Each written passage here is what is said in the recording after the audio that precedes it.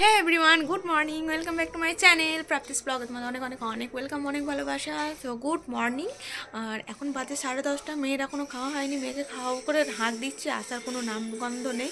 আর এদিকে দেখো পর্দাটা টাঙানো আছে, আর এদিকেরটা খুলে দিয়েছি যেহেতু ঘরে রোদ বা মানে একটু রোদ ঠুকুক, তো সেই জন্য কিছুক্ষণ পর মানে ওই প্রায় 12টা-1টার দিকে আবার লাগিয়ে দেবো, আবার পর্দাও টেনে দেবো।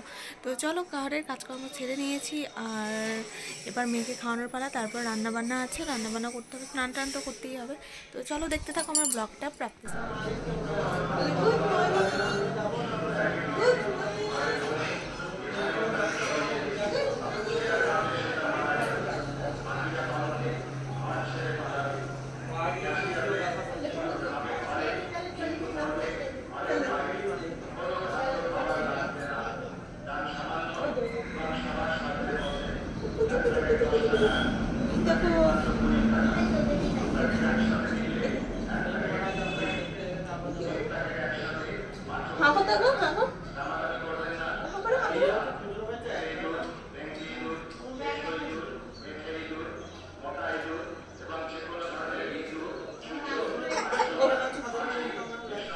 এই যে রাতে ভিজিয়ে রেখেছিলাম ছোলা, বাদাম, মটর, প্রায় দিনই ভিজিয়ে রাখি আমি। এখানে খাবারটা করেছিলাম, মানে কি বলো তো, আজকে একটু চা করেছিলাম, যখন এটা গুটিয়ে রাখিয়ে দিই মেয়েকে ওষুধ খাওয়ানো হলো। তারপর দেখো এখানে মেয়েকে পরিষ্কার করার পর আমি এখানে মানে জামা কাপড়গুলো যেগুলো আছে সেগুলো ভাঁজ করে রেখে দেবো। আর দেখতেই পাচ্ছ কি অবস্থা হয়ে পড়ে আছে। আমার আরও একটা রুমের দরকার, বাট এখন কিছু করার নেই, কারণ জিনিসপত্র আর রুমের মধ্যে ধরছে না, আটছে না, এরকম অবস্থা হয়ে গেছে। কারণ প্রচুর জিনিসপত্র হয়ে গেছে, একটার পর একটা কিনতেই আছি, আর বাড়তেই আছে জিনিসপত্র। তো জামা কাপড় তো বেসিক্যালি বেশি, আর মেলা খেলা গেলেও আর কিছু কিনতেও ইচ্ছা করছে না, কারণ রাখার একদমই জায়গা নেই। সেই জন্য জানো তো মেলাও যায় না। হ্যাঁ সত্যি, এখানে এত মেলা চলছে, আমি একদিনও কিন্তু মেলা যাইনি। যেটুকু লাইটিং মাদের বাড়ি যেতে দেখেছি সেটুকুই, তাছাড়া কোনো মেলা ফেলা যায়নি। আর মেয়ে তো মানে এখন অনেকটাই ভালো আছে, সুস্থ আছে, ঠিক আছে। তবে হ্যাঁ, খুব চঞ্চল আর খুব দুষ্টু হয়ে গেছে, প্রচণ্ড দুষ্টু হয়ে গেছে, দুষ্টুমি করে প্রচণ্ড, খুবই জ্বালায় এখন থেকে। যাই হোক ও ছোটো, তো সেই জন্যে ওকে বকা যায় না, বকলেই তো মানে বাড়ির লোকে আমাকেই বকে রেখে দেবে, তো সেই জন্য আমি ভয়ে বকতেও পারি না, কিচ্ছু না। তো যাই হোক এখানে সমস্ত কিছু গোটাপাটা করে নেব, তারপর হাতের কাজগুলো সব সেরে নিয়ে আবার রান্না বান্না করতে হবে। আর রান্না তো টাইমটাও বাড়ছে, রান্নাবান্নাও করতে হবে।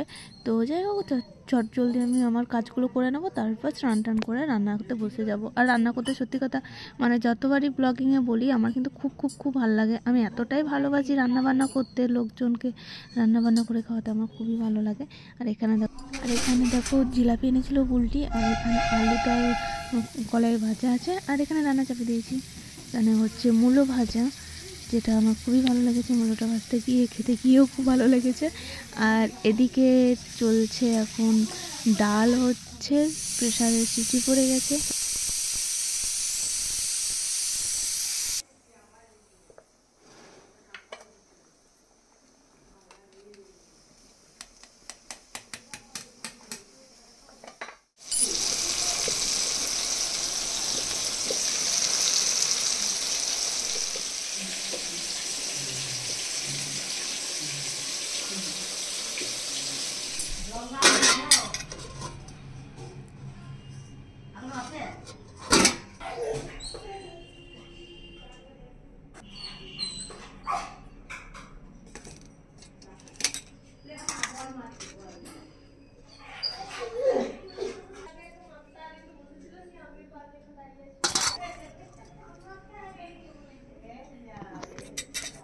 তারপর বেরিয়ে গেছিলাম বড়োর সাথে বাবুর আধার কার্ড করার জন্যে। তো দেখতেই পাচ্ছ, তারপর ভাই ডাকলো, যে বললো যে দিদি তো চলে একটু বাজার যাবো।